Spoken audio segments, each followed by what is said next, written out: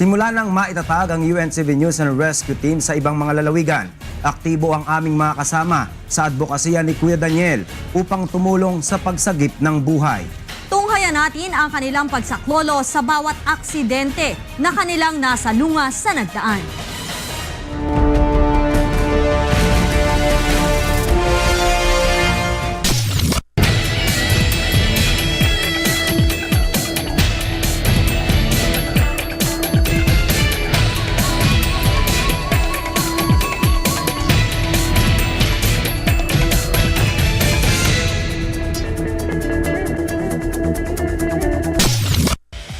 Hindi na nakabangon sa pagkakahiga sa kalsada si Lucrecia Ganong, 77 taong gulang na taga-Apas, Cebu, matapos mabundol ng motorsiklo sa LaGuardia Street, Apas, Cebu ayon sa biktima.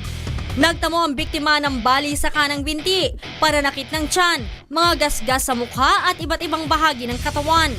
Agad na nirespondihan ng UNCV News and Rescue Team ang nakabulagtang matanda. Kinabitan agad ito ng cervical collar para ma-stabilize ang spine nito. Kasunod ay nag-control bleeding ang rescue team sa may ugat nito sa binti at nilagyan ng splint ang area na may bali. Isinakay sa spine board ang biktima at ipinasok sa UNTV News and Rescue van kung saan kinabitan ito ng oxygen inhalation.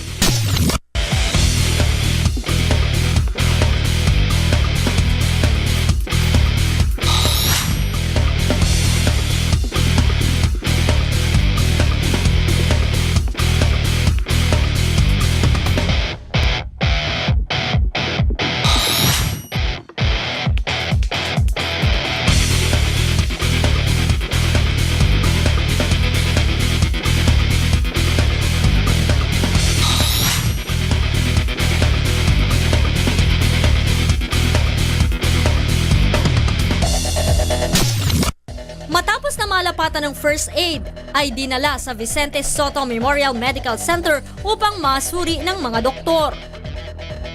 Kwento ni Lola Lucrecia, natanaw niyang malayo pa yung motorsiklo kaya siya tumawid, ngunit nagulat na lamang siya nang may bumundol sa gilid niya.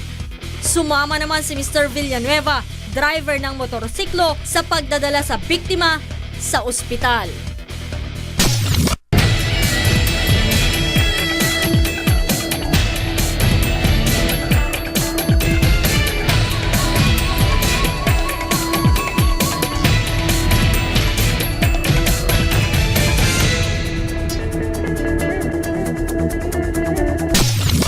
Samantala, 5 ang sugatan matapos maaksidente ang pampasaherong bus sa Calamba Toll Plaza. Ayon sa isa sa mga biktima na kinilalang si Maria Magadia, binangga ng isang delivery truck ang sinasakyan nilang bus. Sa lakas ng pagkakabangga, wasak na wasak ang unahan ng truck habang lumubog naman ang likurang bahagi ng bus. Ayon naman sa driver ng truck, nawala ng brake ang kanilang sasakyan. Tapak na lang po. Opo. Agad namang tumulong sa rescue team ng SLEX ang UNTV News and Rescue Team sa paglalapat ng paunang lunas sa mga biktima. Matapos lapatan ng paunang lunas, ay dinala ng SLEX Rescue Team ang mga biktima sa hospital.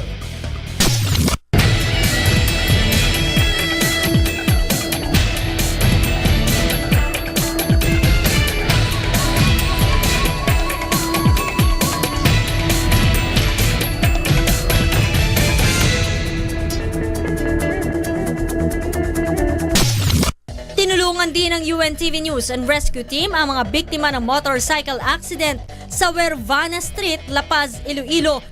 Kinilala ang mga biktima na sina Nestor at Mileta Sabando at ang magkaibigan na sakay ng isa pang motorsiklo na sina Vincent Velasquez at Jude Anthony Diretso.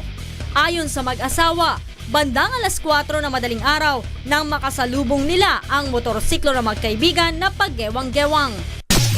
Tapok lang. Gratis isang ilang ang motor. Na kanina matutudlakan ko pa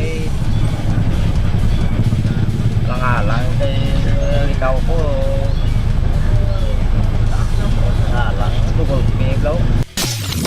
Agad namang nilapatan ng paunang lunas ng UNTV News and Rescue Team ang mag-asawa na nagtamo ng sugat sa iba't ibang bahagi ng katawan, maging bukol sa ulo at saka dinala sa Iloilo Mission Hospital.